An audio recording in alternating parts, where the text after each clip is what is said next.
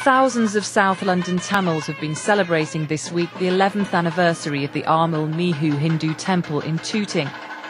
Its members raise nearly £500,000 each year, some of which organisers say goes to help orphans in Sri Lanka.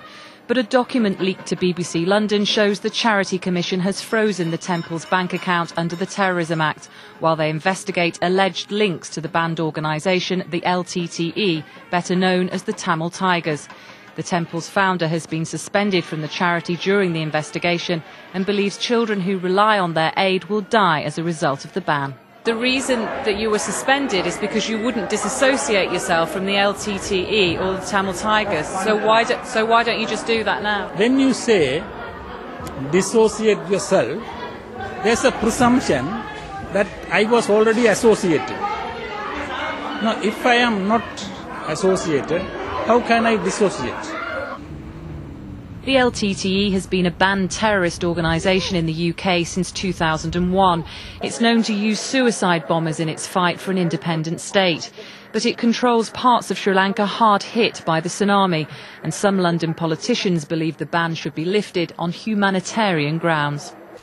175%. But in a separate development, the Met is investigating criminal Tamil gangs operating here in the capital.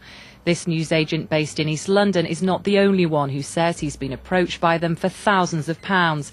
He claims after he refused their demands, his father, who still lives in Sri Lanka, was beaten up. Second time he come, the same problem. I said no, give the money. Third time he come my home, I call the police. According to this counter-terrorism expert, the scale of the fundraising operation has devastating consequences. He's speaking generally and not referring to the charity featured in our investigation. Every 3 weeks we're exporting a 7-7 to Sri Lanka. The LTTE, the Tamil Tigers, are raising considerable amounts of money here in London and in the United Kingdom through extortion, credit card frauds and various other criminal means.